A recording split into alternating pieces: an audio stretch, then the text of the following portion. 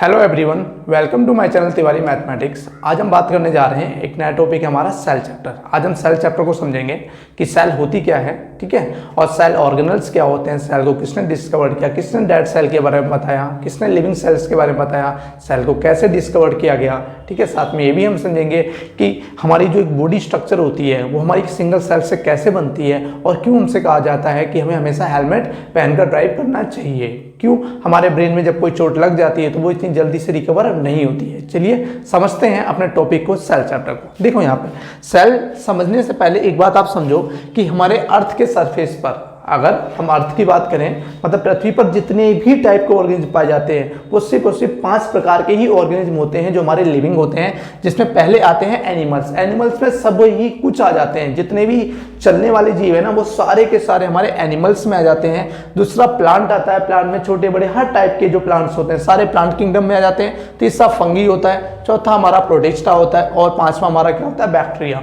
तो बैक्टीरिया के अंदर जितने भी टाइप्स के बैक्टीरिया होते हैं सब हमारे इसके अंदर आ जाते हैं। तो ये तो हो गए हमारे लिविंग ऑर्गेनिज्म, और जितने भी ये लिविंग ऑर्गेनिज्म हैं सभी किससे बने हुए हैं, सेल से बने हुए हैं। कहां से? सेल से। तो हम समझते हैं सेल को। आपने ये समझा कि ये सारे ही ऑर्गेनिज्म जो है वो सेल से बने हैं। तो जो सेल है, इसीलिए सेल को हम कहते हैं बेसिक यूनिट ऑफ लाइफ। इसकी सारी बॉडी हमारी किससे बनती है, सेल से बनती है ना, इसीलिए इसको हम कहते हैं बेसिक यूनिट। क्या कहते हैं? Basic unit of life. और जब हमारी सेल से ही पूरी बॉडी बनी है तो सीधी बात है, पूरी बॉडी को जो स्ट्रक्चर प्रोवाइड करेगा कौन करेगा? सेल। और जो पूरी बॉडी हमारी जो फंक्शन करेगी उसके हर एक पार्ट्स, चाहे हमारी उंगलियों का मूवमेंट हो गया, बॉडी का मूवमेंट हो गया, बोलना हो गया, कुछ भी हो गया, ये भी सब कुछ कौन करेगा? आपका सेल ही करेगा। इसलिए बोला जाता है कि सेल जो होती है वो हमारी structural and functional unit of life, इसीलिए इसे हम कहते हैं। पहली बात तो ये हो गई। दूसरी बात यह है कि सेल को डिस्कवर्ड किसने किया? ध्यान रखना, सेल को सबसे पहले डिस्कवर्ड किया था रॉबर्ट हुक ने। कब किया था? 1665 में किया था। सबसे पहली बार, फर्स्ट टाइम डिस्कवर करने वाले कौन थे? हमारे रॉबर्ट हुक थे। दूसरी बात यह है, रॉबर्ट हुक ने डिस्कवर्ड कैसे किया? आप जानते हो, एक पेड़ होता है, पेड़ की जो बाहर की जो लेयर होती है उसको हम छाल बोलते हैं। क्या बोलते हैं? छाल, बार्क ऑफ ट्री। तो जो हमारे रॉबर्ट हुक थे उन्होंने क्या करा, उस कॉर्क को लिया, उस बार्क ऑफ ट्री को लिया और उसको थिन स्लाइस में, बहुत ही थिन स्लाइसेस में उसे कन्वर्ट किया। और थिन स्लाइस में कन्वर्ट करने के बाद उन्होंने अपना एक सेल्फ मेड माइक्रोस्कोप बनाया था। उस माइक्रोस्कोप की हेल्प से उन्होंने उस थिन स्लाइस को क्या करा, ऑब्जर्व करा। ऑब्जर्व करने पर उन्होंने पाया कि जो उसकी जो स्ट्रक्चर आ रही थी वो हनी कॉम्ब लाइक स्ट्रक्चर है, जैसे मधुमक्खी का छत्ता होता है ना, जैसे उसकी स्ट्रक्चर होती है, बिल्कुल वैसी ही उन्होंने स्ट्रक्चर उस कॉर्क के अंदर पाई। तो उन्होंने देखा उस हनीकॉम्ब स्ट्रक्चर के अंदर जो बॉक्सेस बन रहे थे, उन्होंने उस बॉक्सेस का नाम दिया कंपार्टमेंट। क्या नाम दिया? कंपार्टमेंट। और कंपार्टमेंट का ही नाम पड़ा सेलुला। सेलुला एक लैटिन वर्ड होता है जो सेलुला से निकलकर आया सेल। इस तरीके से रॉबर्ट हुक ने क्या करा, सेल की डिस्कवरी की। अब बात यह आती है कि जो आपका बार्क था, जो पेड़ की छाल थी, वो सारी की सारी डेड सेल थी, ठीक है ना। क्या थी? सारी डेड सेल थी, क्योंकि आपको पता है वो सूखी होती है, तो वो डेड सेल थी। इसलिए रॉबर्ट हुक ने जो सेल डिस्कवर्ड की थी वो डेड सेल की थी। ध्यान रखना, लिविंग सेल नहीं की थी, डेड सेल की थी। तो डेड सेल को डिस्कवर करने वाले कौन थे? रॉबर्ट हुक थे। अब डेड सेल अगर रॉबर्ट हुक ने की है तो लिविंग सेल किसने की? लिविंग सेल को डिस्कवर किया था आपका एंटोन वॉन लीeuwenhoek ने, ठीक है। कब किया था? 1674 और 1678 में। उन्होंने जो पॉन्ड्स वाटर होता है, जो हमारा तालाब होता है ना, उसके अंदर जो पानी होता है, उस पानी के अंदर उन्होंने ऑब्जर्व किया था लिविंग सेल्स को। और दूसरा स्पर्म के अंदर किया था 1678 में, और पॉन्ड्स के अंदर किया था 1674 में। इस तरीके से उन्होंने लिविंग सेल्स के बारे में डिस्कवर्ड किया था। साथ ही में अब ये तो हमें समझ में आ गया कि सेल को किसने डिस्कवर किया, डेड सेल और लिविंग सेल। अब अगर मान लीजिए हमें सेल की स्टडी करनी हो, तो हम कौन सी ब्रांच में जाएंगे साइंस की? उस ब्रांच का नाम होता है साइटोलॉजी। क्या होता है? साइटोलॉजी। तो साइटो का मतलब होता है सेल और लॉजी का मतलब टू स्टडी, मतलब सेल की स्टडी करना क्या कहलाता है? साइटोलॉजी। तो साइटोलॉजी वो ब्रांच है जिसमें हम सेल की स्टडी करते हैं। अब अगर हम साइटोलॉजी के फादर की बात करें कि साइटोलॉजी को देने वाले कौन थे, उनका भी नाम क्या आएगा? Robert Hooke. रॉबर्ट हुक ने ही हमें साइटोलॉजी दिया था, मतलब सेल्स के बारे में बताया था, इसलिए रॉबर्ट हुक को हम क्या बोलते हैं? फादर ऑफ साइटोलॉजी कहते हैं। यहां तक मेरी बात समझ में आ गई? ये तो हमारी सेल के बारे में हो गया कि किसने कैसे क्या किया। अब हम बात करते हैं, कुछ हमारे पॉइंट्स हैं, ध्यान रखना बहुत जरूरी है। जैसे अगर मैं आपसे कहूं, बताइए पूरे वर्ल्ड में सबसे स्मॉलेस्ट सेल कौन सी होती है? या सबसे लार्जेस्ट सेल कौन सी होती है? हमारी ह्यूमन बॉडी के अंदर स्मॉलेस्ट सेल कौन है, लार्जेस्ट सेल कौन है, ठीक है, कौन सी सेल है सबसे लॉन्गेस्ट होती है, कौन ऐसी सेल है जो डिवाइड होती है, कौन सी सेल जो डिवाइड नहीं होती है, ये सारी बातें आती है ना। तो इन सभी के आंसर्स हैं, ये आपको ध्यान रखना है। सबसे पहला स्मॉलेस्ट सेल जो होती है वो होती है mycoplasma gallisepticum, mycoplasma gallisepticum. Largest cell जो होती है वो होती है ऑस्ट्रिच एग, जो शुतुरमुर्ग का अंडा होता है ना, उसी को हम लार्जेस्ट सेल कहते हैं, ठीक है। ह्यूमंस के अंदर स्मॉलेस्ट सेल कौन सी होती है? स्पर्म होती है, ध्यान रखना, स्पर्म स्मॉलेस्ट सेल है हमारी पूरी बॉडी में। और जो लार्जेस्ट सेल होता है वो होता है ओवा, ओवा कह लो, या ऐसा आप ओवम भी कह सकते हो, ठीक है। तो जो फीमेल गैमेट होता है ना ओवा, वो हमारी लार्जेस्ट सेल होती है हमारी बॉडी के अंदर। अब लॉन्गेस्ट सेल कौन सी पाई जाती है? लॉन्गेस्ट सेल होती है नर्व सेल या फिर न्यूरॉन्स होते हैं, क्या होते हैं? न्यूरॉन। ये हमारी बॉडी की जो लॉन्गेस्ट सेल है वो नर्व सेल है, जबकि नर्व सेल के अंदर ध्यान रखना कोई भी सेल डिवीजन नहीं होता। पहले बात समझो, सेल डिवीजन का मतलब क्या होता है? सेल डिवीजन का मतलब ये होता है न्यू सेल्स का प्रोड्यूस होना। मतलब एक सेल है, एक सेल क्या करेगी, दो सेल्स में कन्वर्ट हो जाएगी, दो नई सेल्स को प्रोड्यूस कर देगी। तो यहाँ पे जो सेल है वो पेरेंट की तरह काम करेगी, उससे जो दो सेल प्रोड्यूस होंगी वो आपकी डॉटर सेल कहलाएंगी, इसी को हम सेल डिवीजन कहते हैं। लेकिन न्यूरॉन्स के अंदर सेल डिवीजन नहीं होता है। मतलब ऐसे आप समझो कि जब एक बच्चा बनने की स्टार्टिंग होती है ना, तो करीब जो 8 हफ्ते का टाइम होता है, जो एम्ब्रॉयनिक स्टेज होती है, उस एम्ब्रॉयनिक स्टेज के अंदर नर्व सेल सारी बन जाती हैं। उन नर्व सेल्स के बेस पे ही पूरी बॉडी की स्ट्रक्चर बनना स्टार्ट होती है। और जैसे पूरी लाइफ जैसे बढ़ते चले जाते हैं, पूरी लाइफ में हम जब डेवलपमेंट करते जाते हैं, उसी तरीके से हमारी जो नर्व सेल होती है, इनका नेटवर्क जो है वो बनता चला जाता है। मतलब एक सीक्वेंस में सारी चीज़ें बनती चली जाती हैं। इसीलिए कहा जाता है कि हमें जब ड्राइव करनी चाहिए ना, तो हमेशा हेलमेट पहनना चाहिए, क्योंकि हेलमेट क्या करता है, हमारे हेड को प्रोटेक्ट करता है। क्योंकि इसके अंदर क्या प्रेजेंट होता है, ब्रेन प्रेजेंट होता है, और ब्रेन के अंदर क्या होती है, न्यूरॉन्स होती हैं। अगर ऊपर अगर आपकी चोट लगती है तो चल जाएगा, नीचे अगर जो स्कल होता है वहां तक भी चोट पहुंचती है, चल जाएगा। लेकिन अगर वो चोट ब्रेन के अंदर लग गई तो ब्रेन के अंदर क्या होती है, नर्व सेल्स होती हैं, वो डैमेज हो जाएंगी। अगर वो डैमेज हो गई तो वो नई सेल्स वहां से नहीं बन पाएंगी, तो वहीं पे क्या होगा, डैमेज होने की वजह से हमारा ब्रेन जो है वो प्रॉपर ठीक नहीं हो पाएगा। इवन कहा जाता है कि ब्रेन में जब चोट लगती है ना, वो हमारी ठीक भी नहीं हो पाती इसी वजह से। ये बात समझा गई? तो ध्यान रखना, वो कौन सी सेल होती है जिसमें सेल डिवीजन नहीं होता, आपको बोलना है न्यूरॉन्स, नर्व सेल्स, ठीक है। अच्छा, तो इसमें तो डिवीजन होता ही नहीं है। अगर मैं आपसे कहूं हमारी पूरी बॉडी में सबसे फास्ट और रैपिड डिवीजन होने वाली कौन सी सेल है, तो उसका नाम है लीवर सेल। कौन सी है हमारी? Liver cell. लीवर सेल में फास्टेस्ट सेल डिवीजन होता है। अगर हमारा लीवर किसी कारण से डैमेज हो जाता है तो लीवर के अंदर कैपेसिटी है अपने आप को पूरी तरीके से रिकवर करने की। क्यों है? क्योंकि सेल, जो लीवर की जो सेल होती हैं, उसमें क्या होगा, रैपिड डिवीजन होगा, और रैपिड डिवीजन होने की वजह से वो अपने लीवर को क्या करेगा, रिकवर कर लेगा। तो ये बातें आपको ध्यान यहां तक रखनी है। यहां तक समझ आ गया? अब देखो नेक्स्ट पॉइंट ये आता है। अभी हमने ये समझा कि हमारी एक लाइफ जो होती है, जिंदगी की जो शुरुआत होती है वो एक सेल से होती है। क्या सेल भी किन्हीं चीजों से मिलकर बना होता है? बिल्कुल मिलके बना होता है। सेल जो होता है सेल ऑर्गेनेल्स से मिलके बना होता है। किससे बना होता है? Cell organelles. अब बात आती है सेल ऑर्गेनेल्स क्या चीजें।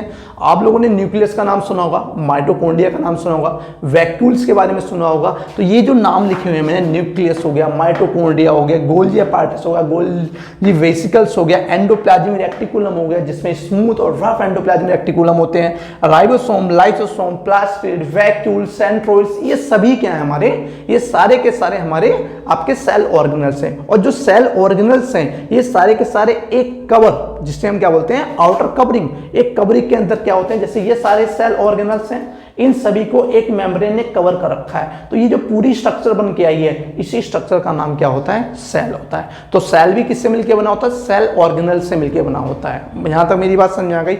अब नेक्स्ट पॉइंट क्या होता है, ये तो आपको समझ में आ गया कि सेल भी सेल ऑर्गेनेल से मिलके बना होता है। अब थोड़ा सा हम एक रिलेट करते हैं। जैसे समझो एक बात, जैसे मान लीजिए हमें एक घर बनाना है, ठीक है ना। तो घर बनाने की अगर हम शुरुआत करें तो किससे करेंगे? शुरुआत के लिए सबसे पहले हमें ईंटें चाहिए, ईंटों से ही तो शुरुआत होगी घर की, ठीक है। तो जब ईंट होंगी, ईंट से बनेगी एक दीवार बनेगी, और दीवार से बनेगा जाके एक कमरा। पहले आप ईंट लोगे, ईंट को सारे को अरेंज करोगे, फिर एक दीवार बनाओगे, दीवार से एक कमरा बनाओगे, कमरे से हमारा घर बनेगा। तो यहाँ पे जो सेल है वो ईंट की तरह काम करती है। जैसे हमारी बॉडी की स्ट्रक्चर बनती है ना, तो बनने में जो सेल है वो ईंट की तरह काम करती है। जब सारी ईंटें, मतलब सारी सारी सेल्स जब अरेंज हो जाती हैं तो हमारा एक टिश्यू बन जाता है, और जब बहुत सारे टिश्यू अरेंज हो जाते हैं तो हमारा एक ऑर्गन बनाते हैं। क्या बनाते हैं? ऑर्गन। और बहुत सारे ऑर्गन मिलकर एक इंडिविजुअल, एक ऑर्गेनिज्म क्या बनाते हैं? एक ऑर्गेनिज्म बनाते हैं जो हर की तरह काम करता है। यहां तक मेरी बात समझा गई? तो ये तो हमारा हो गया सेल के बारे में। अब हम एक बात करते हैं कि हमारी जो लाइफ की स्टार्टिंग होती है वो एक सिंगल सेल से कैसे स्टार्ट होती है। अब उसके बारे में समझते हैं। तो सबसे पहले आप इसका एक स्क्रीनशॉट ले लो पूरे का, जिससे आपको सारे पॉइंट्स आपको याद रहे। इसका यहाँ पे मैंने एक स्ट्रक्चर बनाया है, देखो यहाँ पे ये एक मेल है और एक हमारा फीमेल है। मेल का जो गेमेट होता है वो स्पर्म होता है, फीमेल का जो गेमेट होता है वो ओवा होता है। ठीक है, एक स्पर्म और एक ओवा जब आपस में फ्यूज करते हैं, क्या होता है? इन गेमेट्स का जब फ्यूजन होता है तो हमारा बनता है जाइगोट। क्या बनता है? जाइगोट। यहां तक बात समझ आ गई? अब ध्यान से समझना जो बातें बोलूं मैं। जो ये जाइगोट है, जाइगोट हमारा एक सिंगल सेल होता है। जाइगोट क्या होता है? सिंगल सेल होता है। अब देखो यहां पर एक स्पर्म था, दूसरा एक ओवा था। स्पर्म और ओवा आपस में मिलकर क्या बना रहे हैं? जाइगोट, जो एक सिंगल सेल है। क्या ये सिंगल सेल होना चाहिए? यहाँ पे भी तो एक सेल होगी और यहाँ पर भी क्या होगी? एक सेल होगी ना। तो मिलके हमारी सिंगल सेल कैसे हो गई है? इसका कारण यह है कि जितने भी हमारे गैमेट्स होते हैं, मतलब जो स्पर्म है, स्पर्म के अंदर 23 क्रोमोसोम होते हैं।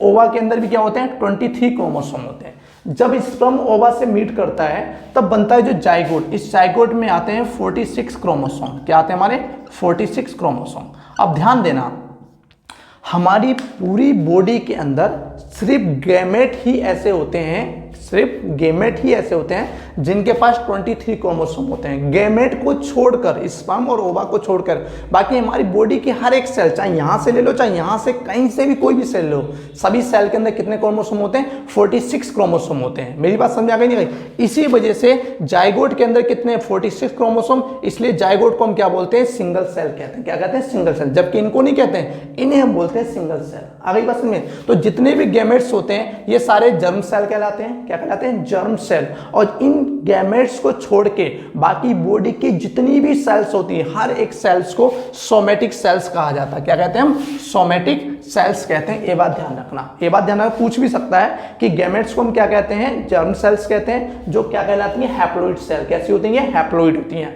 और जबकि जो हमारी जाइगोट होती है, जाइगोट कह लो, या हमारी बॉडी की हर एक सेल कौन सी सेल होती है? डाइप्लॉइड सेल होती है। कौन सी होती है? हमारी डाइप्लॉइड सेल होती है। यहां पे मैं लिख देता हूं डाइप्लॉइड सेल।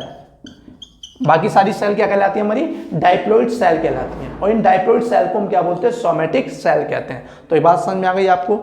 सिर्फ गैमेट को छोड़ के बाकी सारी ही सोमेटिक सेल्स हैं, डाइप्लॉइड सेल्स हैं, जिसमें कितने क्रोमोसोम होंगे? 46 क्रोमोसोम होंगे। इसीलिए हम जाइगोट को क्या बोलते हैं? Single cell. अब देखो, हमारी लाइफ की जो स्टार्टिंग हो रही है वो कहां से हो रही है? इस सिंगल सेल से ही तो हो रही है। जब मेल और फीमेल का जब फ्यूजन हो जाता है गैमेट्स का, तो हमारे एक जाइगोट बनता है, सिंगल सेल बनती है। अब यहां से क्या होगा? ये जो सिंगल सेल है इसका डिवीजन होना स्टार्ट होगा। क्या होगा? डिवीजन। अब यहां देखो, एक सिंगल सेल थी, इसने कितनी सारी सेल्स बना दी? इसने बहुत सारी सेल्स बना दी। मतलब ये सेल का क्या हुआ? डिवीजन होना स्टार्ट हुआ। इसने बहुत सारी सेल्स को पैदा करना स्टार्ट कर दिया। और यहां पे एक बोल कह लो, बोल ऑफ सेल, एक सेल की बोल बन गई है, या कह सकते हो एक सेल का पूरा एक गुच्छा बन गया है, जिसको हम बोलते हैं एम्ब्रॉय बोलते हैं। क्या बोलते हैं? एम्ब्रॉय। एम्ब्रॉय वो स्टेज होती है जहां पर सेल्स डिवाइड हुई हैं मोर एंड मोर, लेकिन अभी बॉडी के पार्ट्स बनना स्टार्ट नहीं हुए हैं। ठीक है, तो ये एम्ब्रॉय हो गया। एम्ब्रॉय के बाद जब हमारी पूरी बॉडी डेवलप होना स्टार्ट होगी, बॉडी के पार्ट्स बनना स्टार्ट होंगे, सब कुछ स्टार्ट होगा, जब वो कहलाएगा फोइटस। क्या कहलाएगा? फोइटस। मतलब एम्ब्रॉयनिक स्टेज से लेके जब तक बेबी का बर्थ नहीं हो जाता तब तक वो स्टेज कौन सी कहलाती है? फोइटस कहलाती है। क्या कहलाती है? फोइटस। और जब बेबी का बर्थ हो जाएगा, जब उस बालक का बर्थ हो जाएगा, तब वो क्या कहलाएगा? एक बेबी कहलाएगा। इसे न्यूबॉर्न बेबी कह सकते हो, बेबी कह सकते हो, इंडिविजुअल कह सकते हो, ऑर्गेनिज्म कह सकते हो, डॉटर सेल कह सकते हो, मतलब सॉरी डॉटर कह सकते हो, और भी चाहे ऑफस्प्रिंग कह सकते हो, कई सारे नाम है, आप इनसे बुला सकते हो। इस तरीके से हमारी लाइफ की स्टार्टिंग होती है। मैंने आपको बताया था कि हमारी पूरी बॉडी जो है वो किस तरीके से बनना स्टार्ट होती है। एक सिंगल सेल से पूरी बॉडी कैसे डेवलप होती है? वो हमारी इस तरीके से डेवलप होती है, एक सिंगल सेल से। बात समझ में आ गई नहीं आ गई? तो ये बात ध्यान रखना। इसके अंदर कई क्वेश्चन, हैप्लॉइड सेल्स होती हैं, गैमेट्स को छोड़ के बाकी सारी सेल कैसी होती है, डाइप्लॉइड होती हैं। हैप्लॉइड में 23 क्रोमोसोम होते हैं और डाइप्लॉइड के अंदर 46 क्रोमोसोम होते हैं। बात समझ में आ गई नहीं आ गई, ठीक है ना। और एम्ब्रॉय क्या होता है, एम्ब्रॉय के बाद फोएटिस क्या होता है, ये सारी बातें आपको ध्यान रखनी। आई होप आपको ये सारा टॉपिक आपको समझ में आ गया होगा। अभी एक पॉइंट और रह गया, सेल थ्योरी और रह गई है, ठीक है। तो एक बार अब इसका स्क्रीनशॉट लो, एक सेल थ्योरी और समझाता हूं, फिर आज का जो इंट्रोडक्शन है हमारा सेल का उसको हम खत्म करते हैं, ठीक है। एक बार स्क्रीनशॉट लो इसका। ये हमारी सेल थ्योरी है, ज्यादा कुछ नहीं, पॉइंट ध्यान रखना है। सेल थ्योरी को जो दिया था स्केलेटन एंड स्क्यूवॉन ने दिया था, स्केलेटन और स्क्यूवॉन ने दिया था। इन्होंने बताया था कि जो बेसिक यूनिट ऑफ लाइफ होती है वो हमारी सेल होती है। जितने भी प्लांट्स और एनिमल्स होते हैं सारे सेल से मिलके बने होते हैं, इन्होंने ये बताया था हमें। दूसरी बात ध्यान रखना, इसके बाद में आर विर्ट्सो आए, कौन है, आर विर्ट्सो, जिन्होंने क्या करा, इस सेल थ्योरी पर फर्दर वर्क किया। इन्होंने इसके ऊपर काम किया और काम करने के बाद ये बताया कि जितनी भी सेल्स अराइज होती हैं वो सब कहाँ से होती है, pre existing cells. Pre existing cells को आप कह सकते हो पेरेंट सेल भी कह सकते हो, क्या कह सकते हो, पेरेंट सेल। तो इन्होंने बताया आर विर्ट्सो ने कि जितनी भी सेल्स अराइज होती हैं वो सारी कहाँ से स्टार्ट होती हैं, प्री एग्जिटिंग सेल, जो उनकी पेरेंट सेल है उन्हीं से नई सेल्स प्रोड्यूस होती हैं। ये आर विर्ट्सो ने बताया था सेल थ्योरी पर फर्दर वर्क करने के बाद। यहाँ पर जो है हमारा सेल इंट्रोडक्शन जो है वो कंप्लीट होता है। नेक्स्ट वीडियो में हम कवर करेंगे सेल ऑर्गेनेल्स में, जहां पर हम एक एक करके सेल ऑर्गेनेल्स की बात करेंगे, उनके कंप्लीट कॉन्सेप्ट को समझेंगे, ठीक है। अगर आपको वीडियो समझ में आया हो तो आप वीडियो को लाइक करना और शेयर करना। मिलते हैं नेक्स्ट वीडियो में।